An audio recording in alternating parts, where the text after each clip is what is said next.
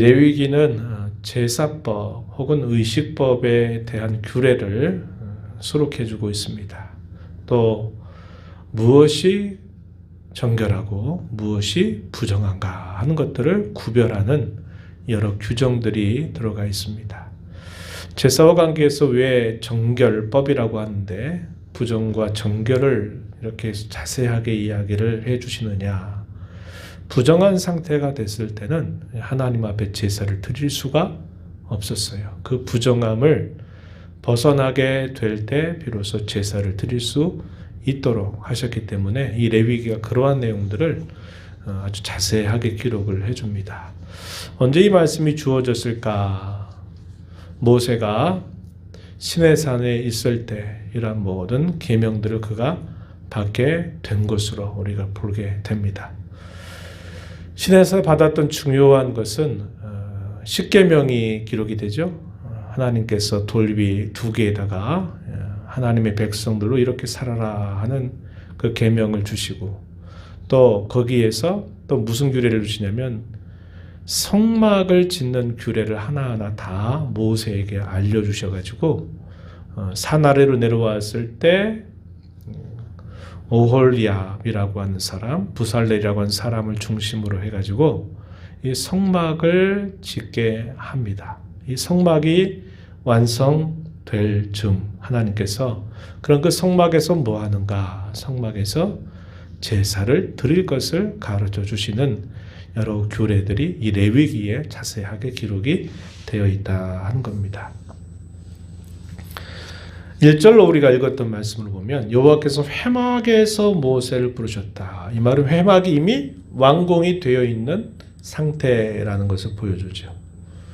그리고 이 회막의 완공에 대해서는 출애굽기 마지막 40장에 보면은 소개가 되죠. 40장 33절 말씀에 보면 끝부분에 이렇게 말합니다. 모세가 이같이 역사를 마치니 여호와의 영광이 그 회막에 가득히 나타나서 충만한 모습을 보여주고 있다. 소개를 해줍니다. 그러니까 이미 회막이 다 완공이 된 상태에 있을 때 여호와께서 모세를 불러서 이 모세에게 여러 제사에 관한 규례를 주고 있는 말씀이 시작됩니다. 그게 레위기 1장부터 기록이 되고 있는 거예요. 오늘날 우리가 이런 제사를 반복하지 않기 때문에 우리 이 제사가 매우 생소합니다. 그런데 이 제사를 생각할 때 제가 앞에 소개를 했어요. 이 제사는 방법이 몇 가지 방법이 있는데 크게 4가지 방법으로 제사를 드리게 하셨고요. 제사의 종류는 경우에 따라서 5가지 정도의 종류로 드리도록 하나님 명령을 하십니다. 방법에는 뭐가 있었냐면 화제라는 게 있고요. 거제, 요제, 전제라고 하는 것이 대표적인 방법입니다. 화제는 뭘까요? 불로 태워서 드리는 제사 방법이고요. 거제는 들것자를 써가지고 재물을 이렇게 높이 들어가지고 하나님께 제사를 드리는 방법입니다. 요제는요. 그렇죠. 흔들린다, 요동한다 할 때 요자를 써요. 흔들어서 재물을 흔들어 가지고 드리는 제사 방법이고 전제는 뭘까요? 부어서 드리는 전제. 그것을 전제라고 합니다. 그런데 한 가지 방법만이 이렇게 있는 게 아니라 여러 제사들이 보게 되면 이 여러 방법들이 하나의 제사 가운데서 이렇게 함께 그 제사가 드려지게 된다는 것을 우리가 보게 돼요. 그래서 이 5가지 종류의 제사, 오늘 우리가 읽은 말씀은 번제에 대한 건데 번제, 소제, 화목제, 속제제, 속건제 이 5가지의 제사 방법이 종류가 있는데 이 5가지 중에 이 모든 제사들이 공통적으로 취하는 제사 방법이 무엇일까요? 화제입니다. 화제. 다 불로 태워서 드리도록 하시는 제사라는 거예요. 그런 제사 가운데서 이제 다른 방법들이 이렇게 같이 드려지는 경우는 있어도 기본적으로는 다 화제의 형식으로 이 5가지 종류의 제사가 드려진다 하는 겁니다. 이 화재에 불로 태운다는 게 무슨 의미일까요? 완전히 태워버린다 그런 의미죠. 이런 두 가지 의미가 있어요. 하나는 우리 모든 죄를 다 태워버린다, 없애버린다 이런 의미가 있고, 또 하나는 어떤 의미가 있냐면 헌신이나 감사예요. 헌신, 어떤 헌신? 우리 자신을 온전하게 드린다 라는 의미의 이 헌신의 의미가 잘 표현되고 있는 겁니다. 우리가 오늘 이 번제에 관한 말씀도 이 두 가지 의미를 우리에게 잘 전달해 줘요. 죄에 대한 속죄를 하나 보여주고, 또 하나는 하나님께 대한 감사로 드려지는 헌신, 이것을 표현할 때 이 번제를 드리게 된다 하는 겁니다. 이 번제 제물에는 크게 네 가지 종류가 사용이 되는데, 소라는 것입니다. 소, 양, 염소. 이 세 가지 짐승의 특징은 뭘까요? 굽이 갈라진다 그러죠. 네. 먹은 것을 다시 끄집어내서 먹는 단추동물에 해당이 돼요. 하나님이 부정한 짐승은 제물로 사용하지 못하게 해요. 정결한 짐승을 사용하는데 정결에 대한 하나의 기준이 굽이 갈라져야 된다 하는 겁니다. 그럼 그것을 사람들이 먹을 수도 있어요. 구약시대 때는 부정한 것은 먹지도 않도록 하셨어요. 그래서 그렇게 하셨단 말이죠. 그래서 이 세 가지의 제물들이 되는 이 짐승들은 굽이 갈라져 있다. 그리고 가난한 사람의 경우는, 가축이 없는 경우에는 비둘기, 집비둘기나 산비둘기를 가지고 이 번제를 드리도록 하나님께서 명령을 하십니다. 그리고 여기 보면 대표적인 게 뭐냐면 화제 방식으로 드려지고 향기로운 냄새라고 하는 표현이 이 번제뿐만 아니라 여러 제사들에서 표현이 된다 하는 건데요. 왜 이걸 향기롭다고 하느냐? 짐승이 타는 냄새가 향기로울까요? 그렇지 않아요. 그런데 왜 향기롭다고 말씀하시느냐? 하나님의 공의가 만족이 된다 하는 의미에서 이것이 향기로운 냄새로 하나님 앞에 인정된다 하는 것입니다. 번제의 중요한 방법은 이렇게 했어요. 제사를 드리는 사람이 제물을 가지고 회막으로 들어옵니다. 그러면 이 회막에 들어오면 그 제물을 받아서 어떻게 하게 하냐면 그 제물을 가지고 온 사람이 그 가져온 희생의 제물, 희생이 될 짐승의 머리에 같이 손을 대게 합니다. 그래서 안수를 하게 해요. 누가 안수하느냐?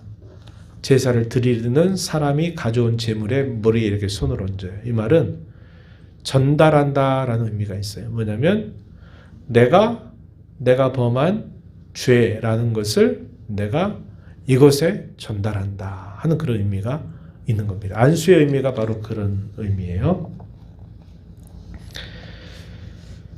그리고 나서 이 제사를 드리는 사람이 그 제물을 잡게 합니다. 그리고 잡아 놓으면 이제 제사장이 그 잡아놓은 그 희생의 제물에서 나온 그 피를 가지고 회막문 앞 제단 사방으로 그 피를 뿌리게 하는 겁니다. 이 피를 뿌린다라는 것은 레위기 17장 11절에 보면 레위기의 중심 구절이라고 볼 수 있는데 이런 말이에요. 피 흘림이 없으면 죄사함이 없다. 육체의 생명이 피에 있다라는 그 규정을 통해서 여기서 피를 뿌린다라는 말은 바로 그런 의미를 담고 있습니다. 히브리서 9장 22절에서도 그런 의미를 그대로 설명해 주고 있어요. 자기의 죄의 용서를 위해서 그것을 상징하는 표시로 회막문 앞 제단 사방에 그 피를 뿌리게 하는 겁니다. 그리고 이제 제사장이 어떻게 하느냐? 각을 뜬 것들 그리고 머리와 기름 씻은 내장과 정강이 전부를 물에 씻은 다음에 그것을 제단 위에다 올려놓고 그 제단 위에서 그것들을 다 태우는 거예요. 재가 남을 때까지 다 태워서 드리는 제사, 이것이 바로 번제다 하는 겁니다. 이러한 제사를 드리는 데 있어서 중요한 목적이 있는데 3절 우리가 읽었던 말씀에 보니까 이렇게 표현했어요. 여호와 앞에 기쁘게 받으시도록 드려라. 제사를 드리는데 하나님이 기쁘게 받으신다. 이걸 한자말로 연랍이라고 그래요. 연랍하시도록 드려야지 하나님이 연락하실 수 없도록 제사를 드린다면 아무 소용이 없다 하는 겁니다. 연락하시게 드리려면 어떻게 해야 합니까? 하나님께서 드리라고 하는 방법을 철저하게 그대로 따라야 돼요. 자기 마음대로 자기 생각대로 다 하겠다고 해서는 절대로 안 됩니다. 왜냐? 이 당시에 고대 근동사회에 이렇게 제사를 드리는 방법은 매우 보편적인 일이었는데 이방의 제사 드리는 것은 완전히 다르거든요. 다른 방법으로 드려요. 그리고 심지어 이방의 제사대에서 제물로 사용되는 것 중에 누가 있냐면 사람들을 제물로까지 드리는 일이 흔히 있었어요. 하나님 이렇게 결코 받으시지 않는 겁니다. 이렇게 드린 제사를 아주 엄금하셨어요. 엄하게 금하신 일이죠. 그래서 하나님이 연락하시는 제사가 되도록 드리려고 하면 하나님이 말씀하신 그 과정과 규례들을 철저하게 따라가야 되는 거예요.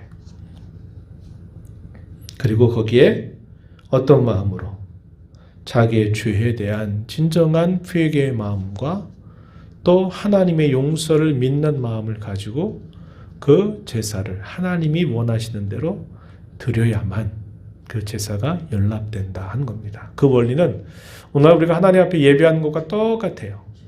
똑같습니다.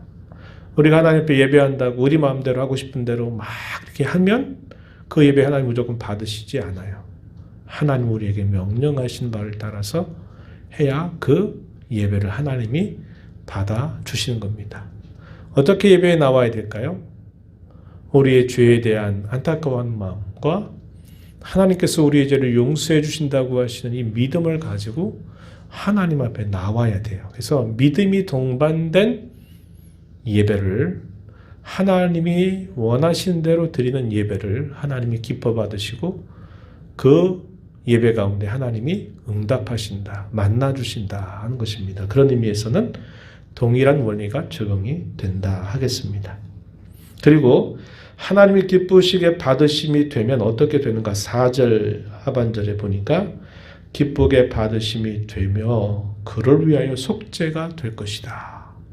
하나님이 기쁘게 받으셔야 뭐가 된다? 속죄가 이루어진다. 말을 바꾸면 하나님 기쁘시게 받으시지 않는다면 속죄가 이루어지지 않는다라는 겁니다. 이것도 역시 그 원리가 동일해요. 하나님 앞에 예배 시간 돼서 그냥 나와가지고 부랴부랴 그냥 참여하고 그냥 기도하자니까 하고 찬송하니까 하고 막 이렇게 막 바쁘게 분유하게 준비 없이 막 나와가지고 예배 참여하고 하면 나는 예배했다 그러는데 하나님은 너는 나를 예배하지 않았다. 이렇게 하나님은 판단하시는 거예요. 우리가 몇 주 전에 나눴던 것처럼 하나님을 잊은 제사, 하나님을 잊은 예배가 되는 거예요. 하나님이 기억하신 예배가 되지 않는 것입니다. 그래서 이 부분이 중요해요. 이게 이제 번제를 드리는 하나의 방법인데 그 외에 소제는 곡식으로 드리는 제사를 말하고요. 화목제나 속죄제나 속건제는 똑같이 이런 짐승을 가지고 드리는 제사인데 약간씩 차이가 있어요. 물론 그 제사를 드리는 어떤 동기나 목적도 조금씩 차이가 있긴 한데 이런 나머지 제사들, 번제나 화목제나 속죄나 속건제는 제사 방법이 많이 비슷한 면들이 있어요. 그래서 조금 차이가 있지만 비슷한 면들이 있다. 이렇게 보면 되겠습니다. 이 말씀을 통해서 우리가 확인하게 되는 중요한 영적인 이치는 뭐냐면 하나님께서 이스라엘 백성들과 시내산에서 언약을 맺으시고 난 다음에 하나님이 언약을 맺으면서 가장 먼저 그들에게 주신 게 뭐냐면 십계명이죠. 하나님의 백성은 이렇게 살아야 된다. 그래서 하나님과 관계된 계명이 10개 중에 몇 가지죠? 몇 가지죠? 네 가지. 이렇게 갑자기 물으면 또 생각 안 나죠. 네 가지. 그리고 사랑과 관계된 계명이 6가지입니다. 근데 이제 기회가 되면 또 다루겠지만 하나님께 대한 계명이 전제가 되지 않고는 사람께 대한 계명을 지킬 수가 없다 하는 것도 중요한 원칙입니다. 그래서 그게 뭐예요? 언약을 맺은 하나님의 백성들은 이 하나님이 주시는 계명을 따라서 살아가야 된다. 이것을 가르쳐 주는 겁니다. 왜요? 뭐 하시도록? 그들이 진짜 거룩한 하나님 백성이 되도록. 그리고 그들이 제사장이 되어서 그들을 통해서 많은 사람들이 하나님께로 돌아오게 하시려고 그렇게 하시는 거죠. 그리고 또 한 가지 주신 게 뭐냐면 뭘 주셨어요? 성막을 지으라고 하는 기회를 줬잖아요. 성막을 왜 지으라고 합니까? 하나님이 자기 백성과 함께 계시겠다 하는 것을 보여주는 게 성막을 짓는 일인데 성막에서 뭐 하려고? 제사 드리려고. 그러니까 이스라엘 백성들에게 중요한 삶의 원칙은 이 2가지예요. 하나님의 계명, 율법을 늘 듣고 그 율법을 따라 살아가는 것과 또 하나는 그들이 하나님께서 명하신 제사를 드리는데 아무 데서는 아니라 이제는 어디서? 회막 혹은 성막에서. 나중에 그들이 가나안 땅에 정착하고 나서는 어디에서? 예루살렘에서 지어진 성전에서 제사를 드리도록 하는 거예요. 그래서 제사와 율법 이 2가지가 그들의 언약 백성으로 살아가는데 가장 중요한 2가지입니다. 2가지. 오늘 우리도 마찬가지입니다. 오늘 이 제사는 우리가 더 이상 오늘날 예배를 제사라고 하지 않아요. 제사는 아직 속죄가 완성되지 않을 때 예비적으로 하나님이 하라고 명령하셨던 것이에요. 근데 우리가 볼 때는 이미 누가 이걸 완성하셨습니까? 예수님이 이 땅에 오셔서 참 제사장, 참된 제물이 되어서 단 한 번의 영원한 제사를 다 완성시켜서 이제 더 이상 모든 제사는 반복하지 없도록 그 제사를 완성시켜서 폐지해버렸어요. 그 제사를 우리가 반복하지는 않아요. 반복한다는 것은 잘못된 거죠. 제가 그런 의미에서 기회될 때 말씀드리지만 로마 캐톨릭에서 행하는 미사는 제사의 반복의 뜻이 있어요. 그래서 우리 종교개혁자들이 이 가톨릭에서 행하는 미사를 극구 반대하고 때로는 목숨 걸고 반대했던 게 그냥 뭐 똑같은 예배 아니냐. 다르다 이 말이에요. 제사를 반복하는 것은 그리스도께서 완성하신 희생의 제사를 온전치 못한 것으로 여기는 꼴이 되어버리기 때문에 그것을 극구 반대한 겁니다. 그걸 알아야 돼요. 그래서 그냥 아이고 뭐 교회당에 못 가면 뭐 천주교 가가지고 미사라도 하면 되지. 뭐 뜻이야 좋을지 모르지만 미사라고 하는 그 의미 속에는 그리스도의 완전한 희생의 제사를 인정하지 않는 그런 뜻이 있기 때문에 우리가 캐톨릭에서 행하는 미사도 우리가 똑같은 예배라고 보면 안 된다 이 말이죠. 그래서 이것이 우리에게 가르쳐주는 것이 뭐냐면 구원받은 저와 여러분 어떻게 살아야 될까요? 어떻게 하나님의 자녀답게 살아야 될까요? 할 때 거기 1번에 소개한 대로입니다. 하나님의 말씀을 즐겨 순종하는 삶, 그리고 제사가 속죄와 헌신의 의미를 담고 있다 그랬죠. 우리의 죄에 대한 회개, 그 죄에 대한 용서의 감격을 가지고 하나님을 위해서 일생토록 살겠다는 헌신의 다짐. 또 그 예배 가운데 뭐가 있습니까? 그러므로서 하나님이 받아주시고 하나님이 응답해 주심으로 만남과 교제가 이루어지는 것. 이것이 오늘 우리가 하나님 앞에 행하는 예배 가운데서 가장 잘 표현되도록 되어 있다 하는 것을 우리가 배우게 됩니다. 그래서 지난번에 그런 얘기를 했어요. 아주 단순한 이야기지만 맞는 말이에요. 예배의 진정한 성공자가 인생의 진정한 성공자가 된다. 이 말은 맞는 말이다. 그렇게 말씀을 드렸던 것입니다. 그래서 오늘날 우리는 이런 제사를 반복하지 않지만 우리는 예수님의 완전한 희생의 제사에 근거하여 예배를 하나님 앞에 드리는데 그 예배가 갖는 의미는 구약시대 제사가 보여줬던 의미와 원리적으로는 같다. 말씀에 대한 순종, 회개와 헌신과 만남과 교제, 이것이 이 예배 가운데서 잘 드러나도록 우리가 생각하고 우리 인생 가운데 하나님 앞에 행하는 이 예배에서 잘 드러나도록 힘을 기울여 살아가야 한다 하는 것입니다. 이것을 잘 마음에 새기면서 남은 생애를 복되게 살아가는 저와 여러분 되기를 진심으로 바랍니다.